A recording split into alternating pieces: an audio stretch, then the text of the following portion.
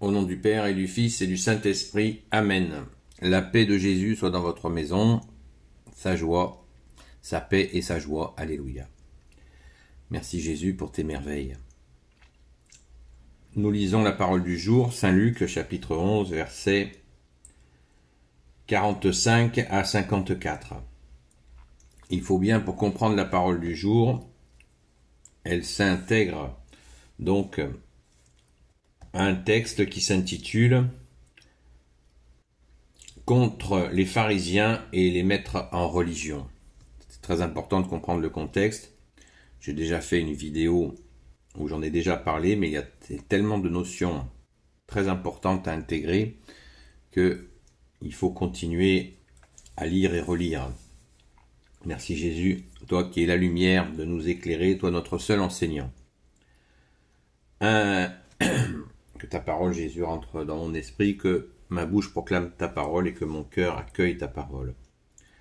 Un maître de la loi lui répliqua, « Maître, en parlant ainsi, tu nous insultes également. » Donc là, je fais une pause pour dire, vous voyez le contexte. Le contexte, c'est que Jésus vient de passer un savon aux pharisiens, qui étaient des gens qui cherchaient à appliquer la loi, donc la loi des 10 commandements, plus tout un tas de lois qu'ils avaient rajoutées, et Jésus leur a expliqué toute leur duplicité. Donc les maîtres de la loi des maîtres de la loi étaient présents aussi, donc les pharisiens en avaient pris pour leur grade, et maintenant un maître de la loi pose la question. La réponse ne va pas traîner. Je reprends. Verset 45.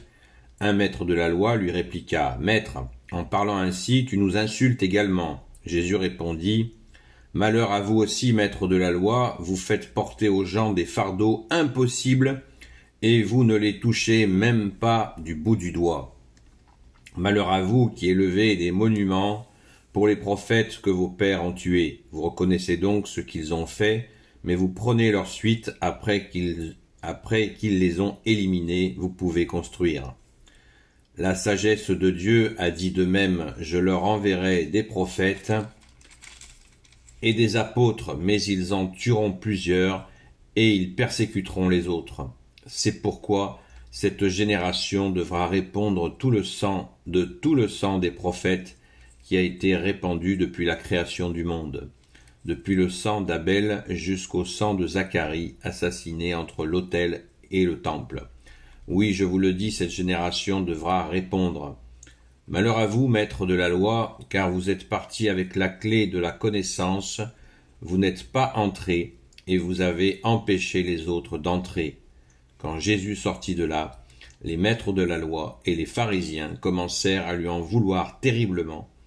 Ils essayaient de le faire parler sur des tas de choses afin de le prendre au piège par ses propres paroles. Merci Jésus pour ta parole. Alléluia. Gloire au Père, au Fils et au Saint-Esprit. Amen.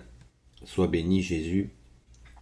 Donc, c'est très violent parce que c'est le moment. Pourquoi le Père a envoyé son Fils? Eh bien justement, pour beaucoup de choses, mais beaucoup pour ça, car les tenants de la religion de l'époque, ceux qui s'occupaient du temple, et des temples il y en avait dans énormément d'endroits, eh bien c'était terrible, parce qu'ils s'étaient appropriés la religion, et ça roulait pour eux au point qu'ils n'avaient même plus besoin du bon Dieu. Ils fonctionnaient, ayant pris le pouvoir sur le peuple. Fais ceci, fais cela, fais ceci, fais cela, fais ce que je dis, fais pas ce que je fais. Et on peut imaginer la colère, la saine colère de Jésus qui vient, le Fils, qui est le Verbe de Dieu. Ça fait très longtemps que le Père et le Fils du ciel voyaient tout ce qui se passe, comment une religion d'amour a été déviée par certains. Et là, c'est le moment de la mise au clair.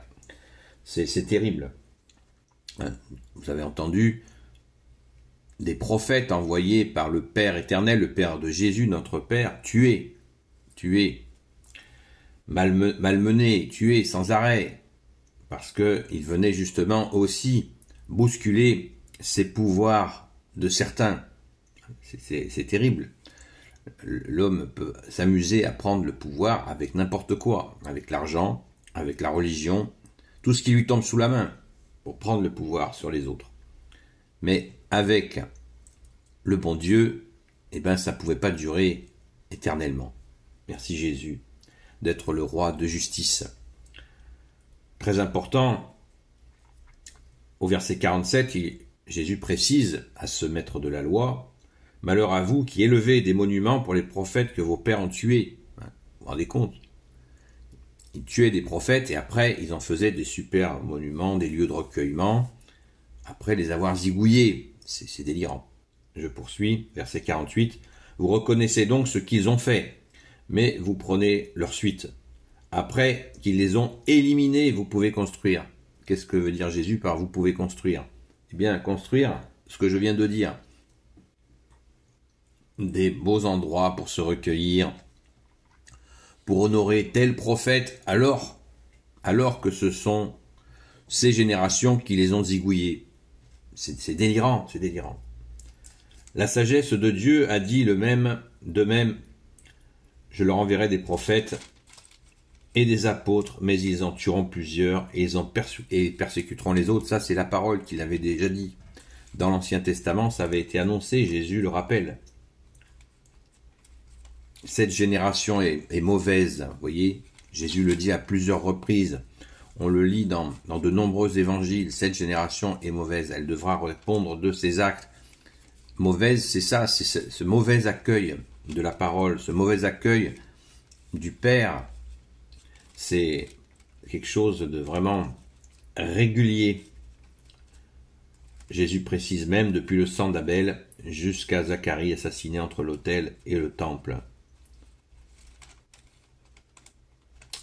Au verset 52, un aspect vraiment qui montre jusqu'où a été cette démarche de retirer l'amour